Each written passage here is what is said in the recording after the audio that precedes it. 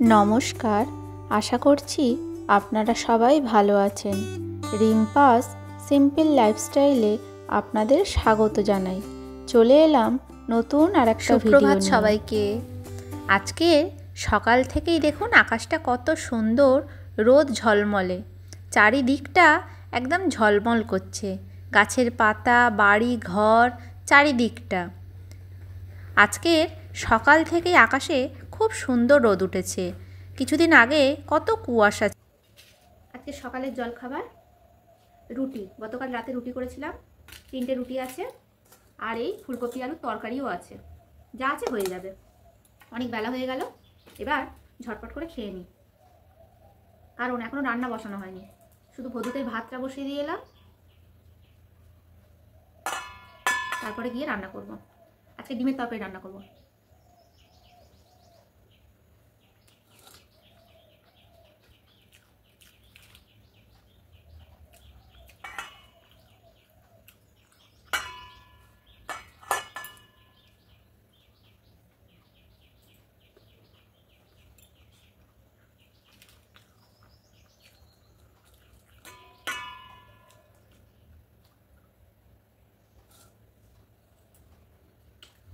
রুটি আর ফুলকপির তরকারি খেতে আমার খুব ভালোই লাগে, আর তার সঙ্গে ছিল মটরশুঁটি। গতকালের তরকারিটা এত ভালো হয়েছিল যে কি বলবো। অনেক দিন থেকেই ভাবছিলাম মটরশুঁটি, আলু, ফুলকপি দিয়ে একটু শুকনো শুকনো তরকারি করব, আর তার সঙ্গে হয় রুটি না হলে পরোটা। যেমন ভাবা তেমন কাজ। আর সত্যি বলতে না, এখন এই যে ভিডিওটা দেখছি আর ভয়েস ওভার দিচ্ছি, আপনারা শুনলে হাসবেন যে রুটি তরকারি থেকে কারোর জিভে জল আসে। কি বলবো, আর কথা বলতেই পারছি না, আমার কথা তো জড়িয়েই যাচ্ছে। এখনও আমার জিভে জল আসছে, মনে হচ্ছে ইস, এই রুটি তরকারিটা যদি এখন পেতাম তাহলে খেতাম। আজকে রান্না হবে ডিমের তরকারি। আলু কেটে রেখে দিয়েছি, তবে আজকে ডিম সিদ্ধ করে করব না, আজকে অমলেট করে করব। এখানে আলু কেটে ধুয়ে রেখে দিয়েছি। এখানে মশলাটাও বেটে নিয়ে রেখে দিয়েছি, এতে শুধু আছে পেঁয়াজ আর রসুন, আর আদা বাটা আছে ফ্রিজে। আর এখানে এতগুলো বাসন পড়েছে, আবার টিফিন খাওয়া হলো, সকালে দুধের গ্লাস, আর এখানে ভদুদের ভাত হয়ে গিয়েছে। এখানে আমাদের ভাত বসিয়েছি, এটাও প্রায় শেষের পথে।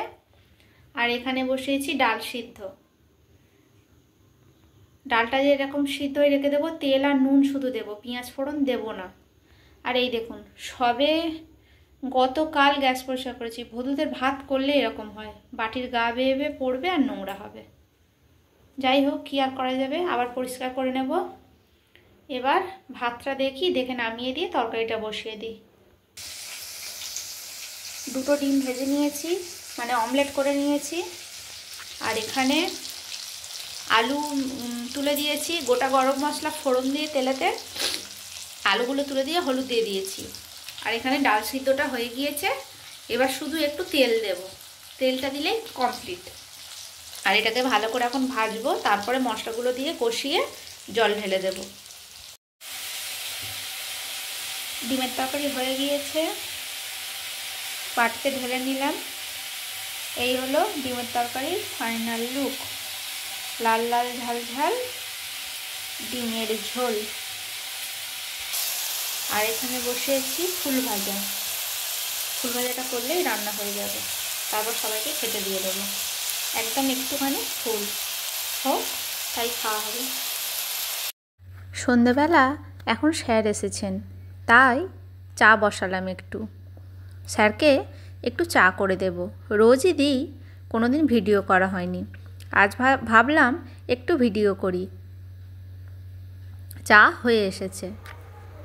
আর আজকের সকালে এই বাজারগুলো করে আনা হয়েছে: ময়দা, এলাচ, হলুদ গুঁড়ো, লঙ্কা গুঁড়ো।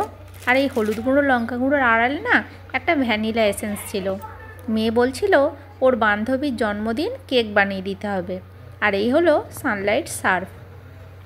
সব কিছুই বাড়ন্ত হয়ে গিয়েছে, তাই একেবারে বাজার করে দিই।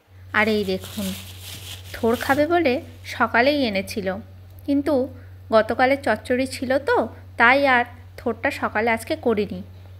আগামী কাল করব।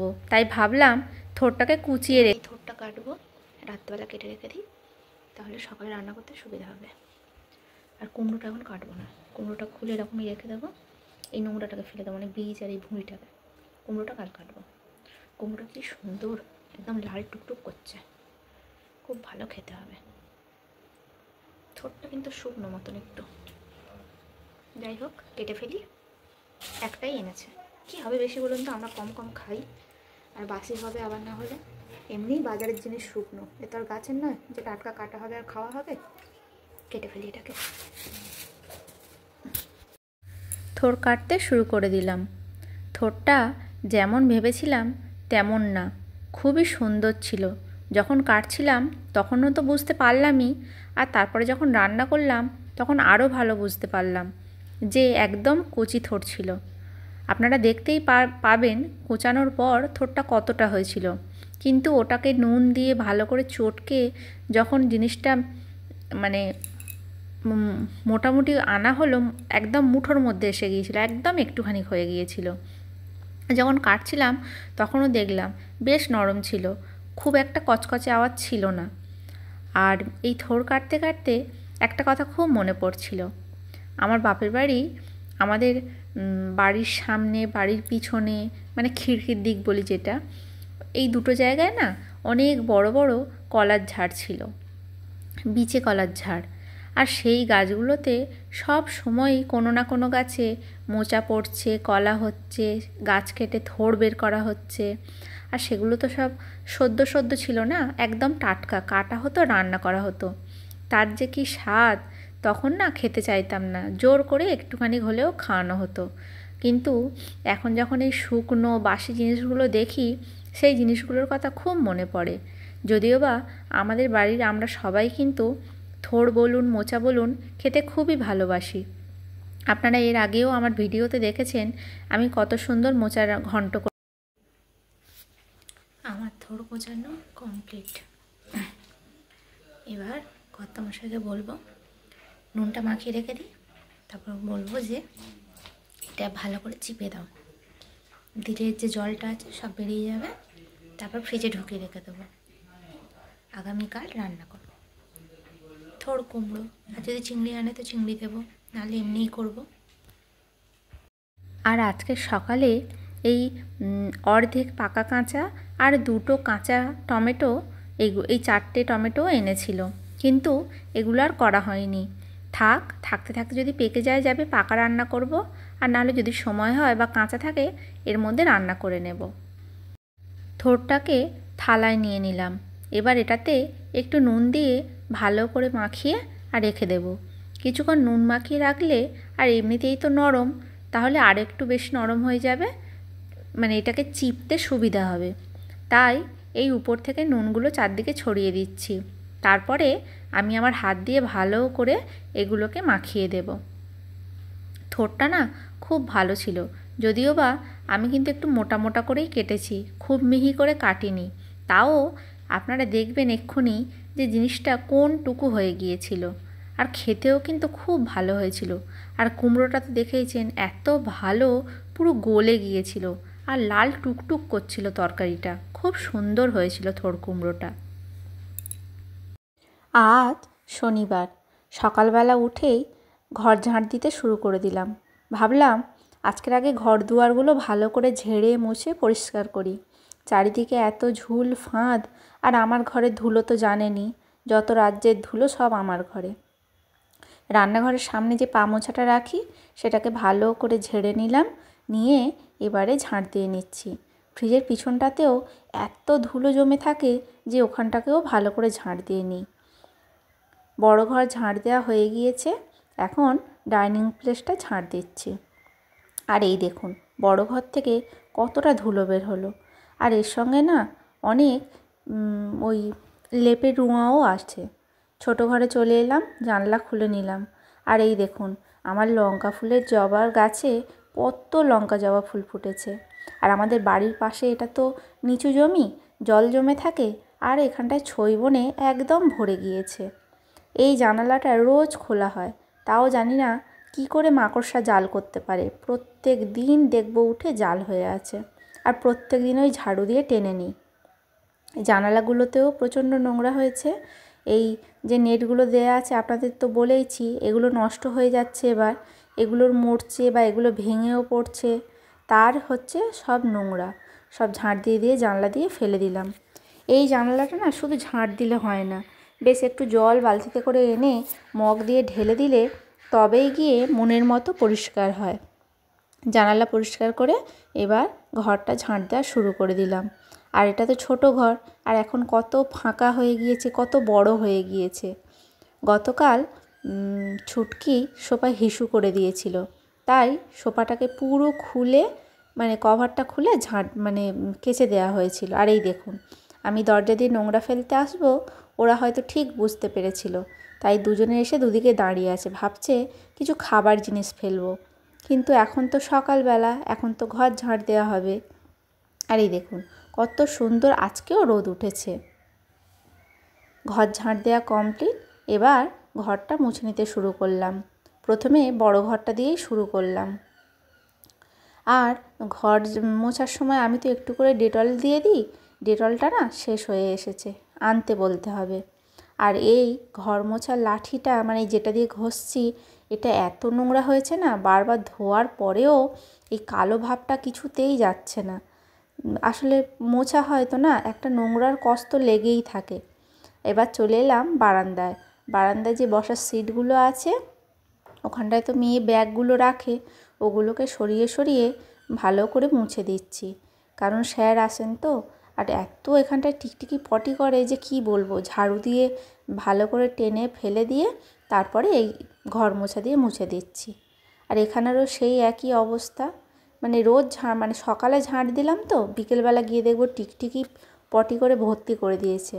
আর এই গরমকাল এলে তো দেখবো শুধু পিঁপড়ে মরে পড়ে আছে। আমাদের এখানে না কালো কালো একটা পিঁপড়ে হয়, ওই পিঁপড়ে কামড়ায় ঠিক অতটা কিছু মনে হয় না, কিন্তু ওর যে হুলটা আছে না পায়ে ফুললে খুব একদম যতক্ষণে বের করা যাবে ততক্ষণ স্বস্তি নেই, এতটা কষ্ট হয়, গ্যাঁত গ্যাঁত করে গাঁতে খুব লাগে। আর এই দেখুন আপনার সঙ্গে কথা বলতে বলতে আমার বারান্দাটাও মোছা হয়ে গেল। আর আজকে দেখুন কত রোদ উঠেছে, বারান্দাতে রোদে একদম ঝলমল করছে। আর এটা তো পূর্ব দিক। আজকে সকালের মাছ বাজার, এটা মনে হয় বাটা মাছ, এটা কাঁটা মাছ, আর এটা তো রুই মাছ। আজকে সকালে 3 রকম মাছ এলো, এখন অনেক দিন হয়ে যাবে। এই হলো আজকে সকালে মাছ বাজার। এবার এগুলোকে ঝটপট কেটে বেছে ধুয়ে ফ্রিজে ঢুকিয়ে দিই। আর আজকে কি রান্না করব, মেয়ে এলে মেয়েকে জিজ্ঞাসা করে সেটাই করব। মাছ সব কাটা কমপ্লিট।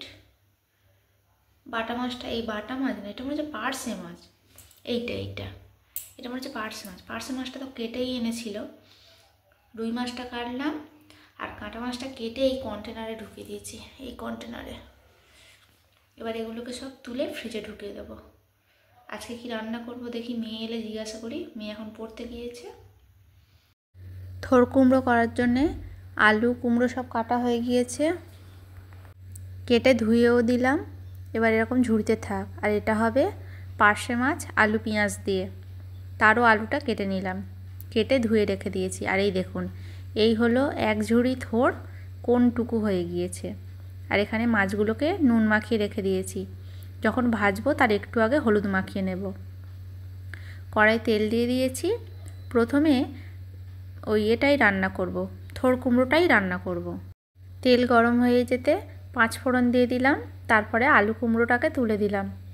একটু হলুদ দিয়ে দেব, দিয়ে আলু কুমড়োটাকে একটু লাল লাল করে ভাজবো। এখন কড়াটা খুব গরম হয়ে গিয়েছিল তো, তাই গ্যাসটা একটু স্টিমে করেই রেখে দিয়েছি। আলু কুমড়ো ভাজা হয়ে যেতে নুন দিয়েছি, শুধু গুঁড়ো লঙ্কা দিইনি, শুধু নুনই দিয়েছি। দিয়ে থোড়টাকে তুলে দিলাম, কারণ ঝাল কেউ খাবে না, তাই এটাকে আঝালাই করলাম, কাঁচা লঙ্কা পর্যন্তও দিইনি। একটু খানিকক্ষণ নাড়াচাড়া করে ওটার মধ্যে জল ঢেলে দিলাম। আর এই দেখুন, এটা ফুটে যাওয়ার পর গ্যাসটা লো করে দিয়েছিলাম, ওটা এবার ধীরে ধীরে হতে থাক। আর এদিকে মাছগুলোতে নুন হলুদ মাখিয়ে নিয়েছি, এবার মাছগুলোও ভাজবো। আর এখানে হাঁড়িতে ভাত বসিয়ে দিয়েছি, ভাতটা হয়ে যাক। ভাত হয়ে গিয়েছে, তারপরে মাছ ভাজাটাও বসিয়ে দিলাম। প্রথমে লেজা দুটো ভাজলাম, আর এখানে দুটো মুড়ো আর একটা চাকা এখনও ভাজা বাকি আছে, ওই দুটো ভাজা হয়ে গেলে এটাও ভাজবো। রান্না করতে করতে এই বাসনগুলো মেজে নিলাম, এবার এগুলোকে নিচে ঝুড়িতে উঠিয়ে দেবো। আর এখানে এই আলু কেটে রেখেছি, মাছ ভাজা হচ্ছে, তারপর তরকারিটা বসিয়ে দেবো। এই হলো এখন পর্যন্ত কাজকর্ম। সব উপর করে দেওয়াও হয়ে গেল, নিচে দিয়েছি, আর এটা বড় বড় বলে উপরে দিয়ে দিলাম। পার্শে মাছের ঝাল আমার কমপ্লিট, রান্নাও কমপ্লিট। এই হলো মাছের ঝালের ফাইনাল লুক। কেমন হয়েছে কমেন্টসে জানাবেন কিন্তু। সব কটা মাছই করে নিলাম। এটা হলো দুবেলার তরকারি, ওবেলা শুধু একটু ভাত করলেই হয়ে যাবে। আর এই পার্শে মাছের তরকারিটা না খেতে খুব ভালো হয়েছিল, এত টেস্ট হয়েছিল, মেয়ে তো বারবার বলছিল। আর এই হলো সেই থোড় কুমড়োর তরকারি, এটা খেতেও খুব ভালো হয়েছিল, তাই তো। রান্না হয়ে যেতে সবাইকে খেতে দিয়ে দিলাম, আর এটা মেয়ের জন্য ভাত বাড়লাম। মেয়েকে এরকমভাবে গুছিয়ে দিলে আগে খেতে ভালোবাসতো, এখন এরকম দিলে বলে এরকমভাবে দিলে হাতে তুলে কি করে খাবো, সোফায় বসে বসে খাবেন, নিচে বসে খাবেন না। আজ বললাম নিচে বসেই তোকে খেতে হবে, এরকম করেই দেবো এবার থেকে। সন্ধেবেলা এখন ভাবলাম বসে দাঁড়িয়ে না থেকে কাজে হাত লাগাই। আবার তো এক চেয়ার জামা কাপড় জমে গিয়েছে, রোজই কিছুটা কিছু কাচা দেওয়া হচ্ছে, আর রোজের জামা কাপড় তো আছেই। তাই ভাবলাম এমনিতেই এক চেয়ার হয়ে গিয়েছে, আর দড়িতে আবার সেই ঝুলমুলি ঝুলতে শুরু করে দিয়েছে, এবার এগুলোকে গুছিয়ে নিই ঝটপট করে। সন্ধেবেলা আজকে মেয়ে সন্ধে দিয়েছে, আর আমি ইন্ডাকশানে দুধ বসিয়ে দিয়ে তারপর ভদুদের ভাত বসিয়ে দিয়ে আর চলে এলাম ঘরের এই কাজকর্মগুলো সারতে। তার আগে আলমারি আর মেয়ের শোকেসটাকে গুছালাম। ওর জামা কাপড়গুলো, আমার শাড়িগুলো একদম অগোছালো হয়ে গিয়েছিল, ওটাকে আর ভিডিও করা হয়নি। তাই ভাবলাম এই জামা কাপড় গুছানোটা একটু ভিডিও করি, তাই এই কাজ করছি আর ভিডিওও করছি। এই হলো মেয়ের সোয়েটার, পরবে, পরে আর দড়িতে ঝুলিয়ে রেখে দেবে। রোজ দিন এগুলোকে গুছিয়ে গুছিয়ে আল্লায় রাখতে হয়। আর এদিকে তো হরদম জামা কাপড়, ঘরে পরারই জামা কাপড়। তারপরে সেদিনকে একটু গরম গরম লাগছিল বলে এই পাতলা কম্বলটাকে বের করেছিলাম, কিন্তু ভোরের দিকে এত ঠান্ডা লাগছিল, পরের দিন আবার সেই মোটা কম্বলটাকে নিয়েই শুয়েছি, কারণ এই ঠান্ডা সহ্য করা যাবে না। আর এইরকমভাবে থাকলে শরীর খারাপ করে যাবে, এমনিতেই সিজন চেঞ্জ হচ্ছে, তাই আবার মোটা কম্বলটা নিয়েই এখন থেকে শুচ্ছি। আর ওখানে মেয়ে এসে দেখে গেল যে আমি কি করছি, সব সময় ওর লক্ষ্য মা কী করছে। যেই বলেছি যে যা এখান থেকে, টুক করে চলে গেল দেখে। আর এই জামা কাপড়গুলো সব শোকেসে যাবে, শীতকাল তো প্রায় শেষের পথে। আর এই লেগিংসগুলো এখন পরতে চায় না, বলে নাকি গরম হয়। প্লাজোগুলো বের করে দিয়েছি, ওগুলোই পরে, নিজেই বের করে নিয়েছে। আর এই জামাগুলো ছোট হয়ে গিয়েছে তো, তাই এগুলো এখন বাতিল, এগুলোকেও কেচে ধুয়ে রেখে দিলাম, যদি কেউ আসে তো দিয়ে দেব। আর এই রুমাল টুপিটা এখন আর মাথায় দেয় না, তাই ভাবলাম এগুলোকেও ধুয়ে কেচে তুলে দিই। ওই দেখুন আবার এলো। আমি তাই রেগে গিয়ে বলছি, কী রে তোর পড়াশোনা নেই, বারবার এসে উঁকি দিয়ে দিয়ে কী দেখে যাচ্ছিস। আসলে ও না সন্ধেবেলা খাওয়া দাওয়া করে, মানে সন্ধ্যাবেলা দুধ খায় তো, দুধ খেয়ে তারপরে আমরা মশলা মুড়ি খেয়েছিলাম। মশলা মুড়ি খাওয়ার পর ওকে বললাম আগামীকাল তো রবিবার, চিকেন রান্না হবে, তাহলে আর সকালে স্যার আসবেন, সকালে তো সময় পাবে না। আমি তাই বললাম মানা রে এখন একটু রসুন ছাড়িয়ে দে না। ও বললো ঠিক আছে দিচ্ছি, ওটা করেই ক্লান্ত।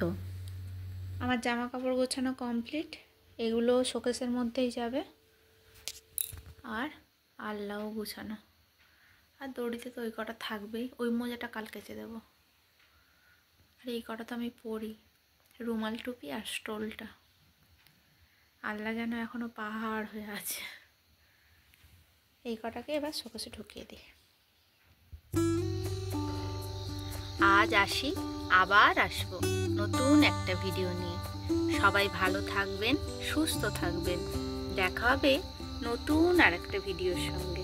আর আমার ভিডিওটা যদি আপনাদের ভালো লেগে থাকে, লাইক করে পাশে থাকবেন। ধন্যবাদ।